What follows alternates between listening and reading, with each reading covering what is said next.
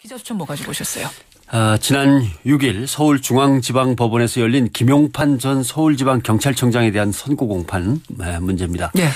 김 전 청장의 혐의는 국정원 대선 개입 수사 과정에서 공직선거법을 위반했다, 경찰 공무원법을 위반했다, 직권남용 권리행사 방해죄입니다. 그러니까 뭔가 수사가 온전히 진행되지 못하도록 방해했다는 얘기가 됩니다. 그렇죠. 재판부의 판결은 무죄입니다. 무죄. 예. 혐의 3가지에 대해서 증거가 다 부족하다. 내부 고발자가 있는데 권은희 송파경찰서 수사과장, 당신은 수서경찰서 수사과장이었죠. 권 과장의 진술은 신빙성이 없다. 그래서 받아들이지 않겠다라고 하는 겁니다. 재판부가 판단하기에는 권은희 과장 말고 다른 경찰 17명은 진술 내용이 일치한다. 네. 따라서 그들의 말이 더 신뢰가 간다. 이런 거잖아요. 그렇죠. 이 수사 과정에 참여했던 뭐 정보 분석이나 수사과에 관계된 사람들 17명을 다 들어보니까 그 사람들 말은 다 일치가 되면서 신빙성이 있는데 당신 말만 틀리다 이런 뜻입니다. 그렇죠. 여기에 대해서 두 사람이 문제 제기를 했습니다. 첫 번째 인물은 1992년 제14대 국회의원 선거 때 군부대 내에서 치러진 부재자 투표 과정에서 불법 선거 운동이 있었고 불법 선거가 벌어졌다고 양심 선언을 한 사람 있죠. 이지문 씨. 예. 당시 중위였습니다. 여당을 지지하도록 선거 전에 투표 전에 정신교육을 시켰고 공개 투표 행위도 있었다. 기자회견을 통해서 고발했어요. 논란이 대단했죠. 그때 국방부가 주장을 했습니다. 이지문 중위가 소속된 부대원 500명을 모아놓고 물어봤더니 한결같이 우리 부대는 공명정대하게 투표했다. 이지문 중위가 주장한 건 다 거짓말이다라고 500명이 똑같이 주장을 했다라고 했던 겁니다. 그러니까 조직에서 벌어질 위험을 무릅쓰고 또 일생 동안 겪어야 할 고충을 감내하면서 소리친 사람과 그 조직 내에 몸담은 채 여전히 상관의 지시를 따라야 할 사람, 둘 중에 누가 더 진실에 가까울 거냐, 조직의 비리에 대해서. 이제 이런 고민입니다. 그렇죠. 이지문 씨는 이렇게 지적을 하는군요. 어떡해요? 신분상의 불이익과 보복을 무릅쓰고 나선 내부 고발자 한 명보다는 공범자일 수도 있는 이들을 포함해서 상명하복, 위계질서에서 자유롭지 못한 사람이 그저 수적으로 많다는 숫자 노름에 빠져서 권 과장의 주장을 배척하는 것은 내부 고발의 특성을 잘 몰랐거나 가볍게 여겼거나 아니면 정치적으로 판단해서 그런 게 아닌가 하는 의심을 지울 수 없다. 이런 게 이제 이지문 씨의 이 재판 결과를 본 소감입니다. 이지문 씨의 문제 제기가 그렇고 또 한 명 문제 제기를 한 사람은 누군가요? 박주민 변호사가 문제 제기를 했더군요. 최근에 서울역 부근 고가도로에서 정권 퇴진, 특검 도입을 외치면서 분신한 두려움은 자신이 다 가져갈 테니 국민들은 알아서 일어서 달라라고 했던 이종남 씨. 그 사건의 씨. 변호인입니다. 예.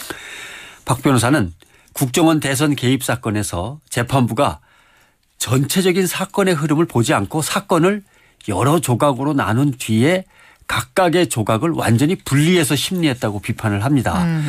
쉽게 말해서 이게 선거 개입의 증명이라는 확실한 증거가 있어? 확실하지는 않아? 그럼 버려. 그다음 이것이 은폐 조작이라는 증거가 확실해? 100% 확실해? 아니야? 그럼 버려. 하나씩 다 버리고 하면 확실한 건 하나도 안 남는데 근데 왜 그런 여러 가지 의혹들이 갑자기 한꺼번에 줄줄이 일어나는 것일까? 전체를 보면 또 아니라는 거죠. 그러니까 이런 겁니다. 어제 제비 봤어? 제비가 봄이냐? 뭐 제비가 봄은 아니죠. 그다음에 뭐 진달래 꽃 우미 텄다고 진달래가 봄이냐? 뭐 아니죠. 그럼 뭐 봄이 안 온 거죠 뭐. 그러나 제비가 왔다 갔다 하고 진달래 우미 트기 시작하면 봄일 수도 있는 겁니다.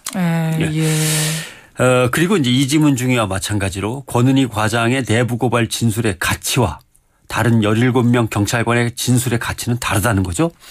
역시 박 변호사의 주장입니다. 재판정에선 피고인과 같은 공동 운명체인 사람들일 수도 있고 조직 내에서 어떻게든 살아남아야 하는 사람들이니 그렇다 아니라 이렇게 말을 쉽게 못한다는 거죠.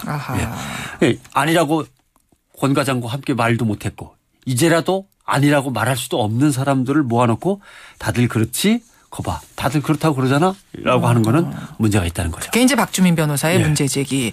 이런 내부 고발자 관련된 사례가 외국에서도 있죠. 네, 기억나는 사례가 하나 있습니다.